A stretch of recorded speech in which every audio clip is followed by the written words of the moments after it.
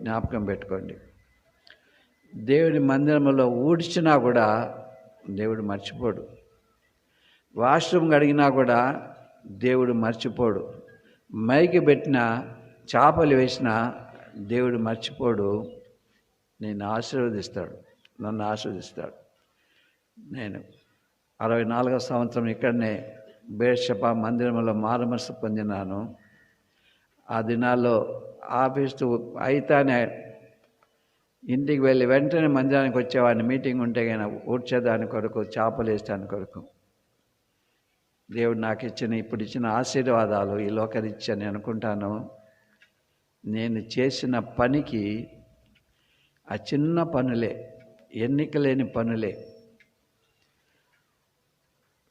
నా బోధ వల్ల అనేకులు రక్షణ పొందిన ఆ యొక్క తలాంతు నాకు లేదు.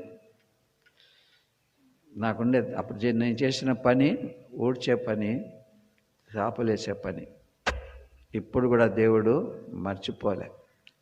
దేవుని మందిరాన్ని ఘనపరిస్తే దేవుడు మిమ్మల్ని ఘనపరుస్తాడు. దేవుని మందిరాన్ని పాడు చేస్తే దేవుడు మిమ్మల్ని పాడు చేస్తాడు. ఆ వాక్యాలు ఉన్నాయి, సమయం లేదు కనుక దావీదు వలె దేవుని మందిరం కొరకే మనం తీర్మానం చేసుకుందాం.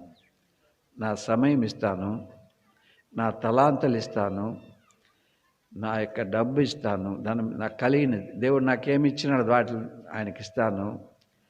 దేవుని ఘనపరుస్తాను. దేవుని మందిరానికి ఎందుకు వెళ్తాను?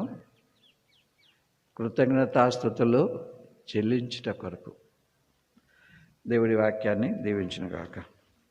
ప్రార్థన చేసుకుంటాం.